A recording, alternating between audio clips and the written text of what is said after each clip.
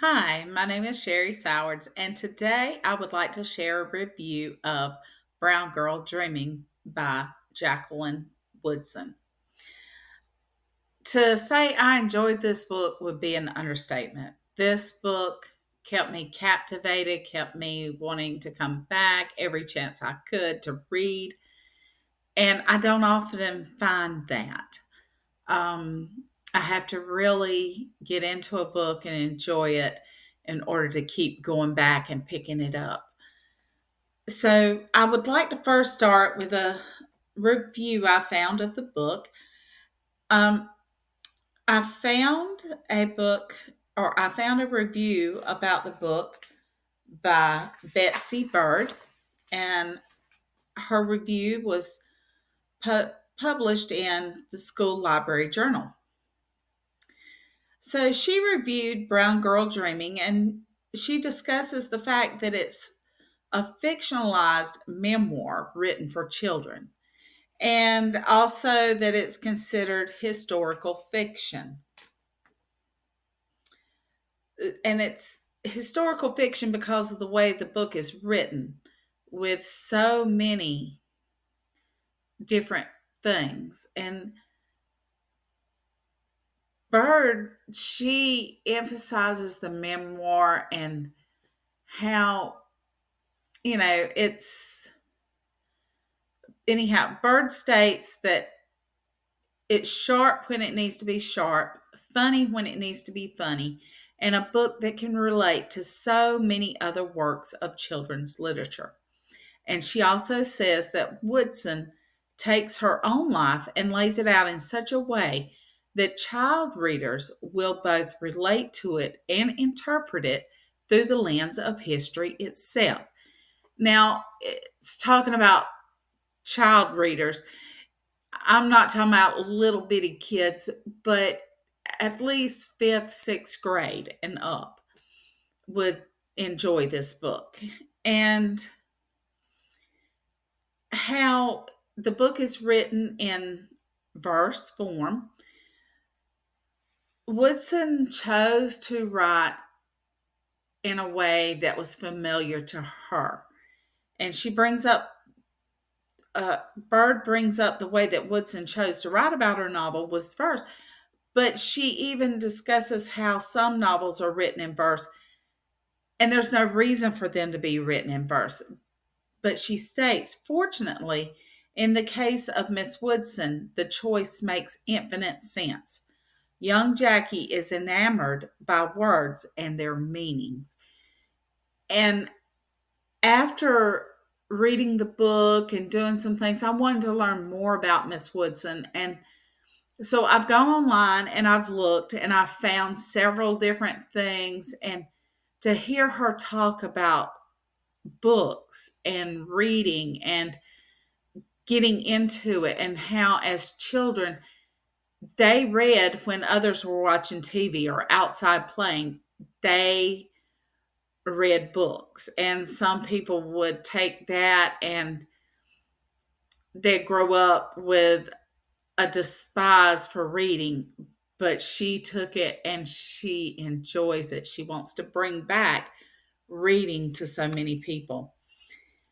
So, this leads me into my thoughts on the book. The whole novel about Jacqueline Woodson, she was the author, and I mean, the story was about her, by her, and it is awesome. There is a section in there where she talks about the Woodson family, which is her dad's side of the family, and they were from Ohio. Well, her mom's side of the family was from South Carolina. And she grew up in a time where segregation was big. And so I know as myself, I thought the way things were in the South is the way things were the whole country. But that isn't true.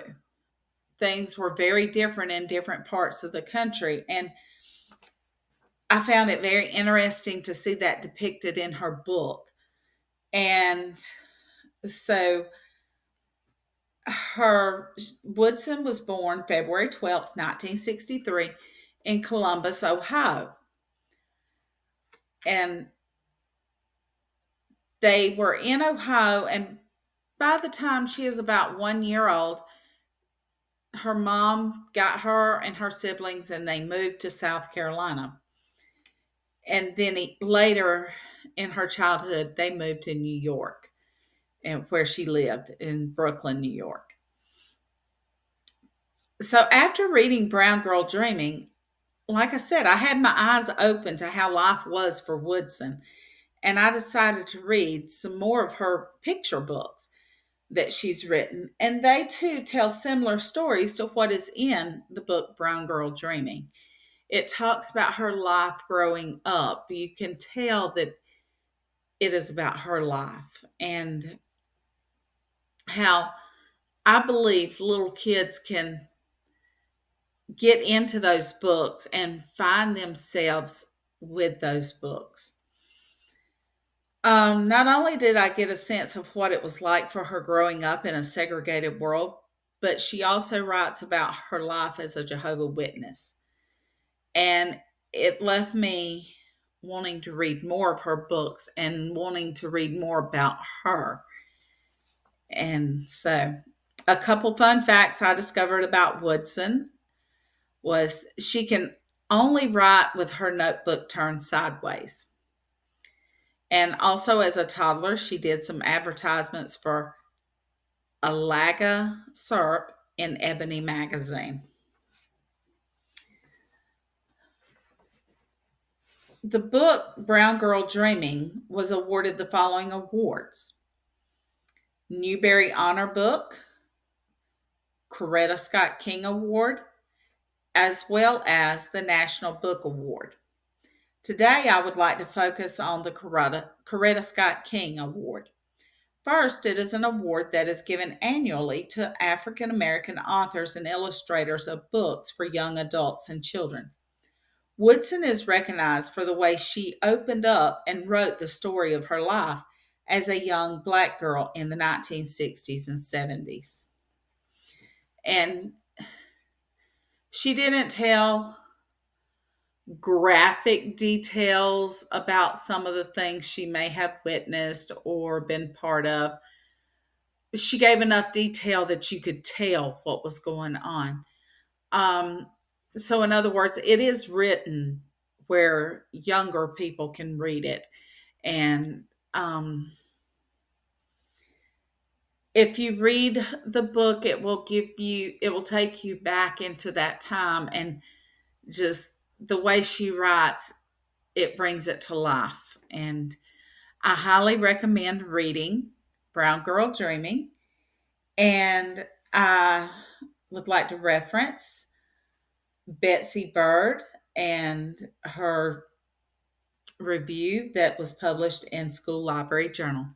Thank you. Have a great day.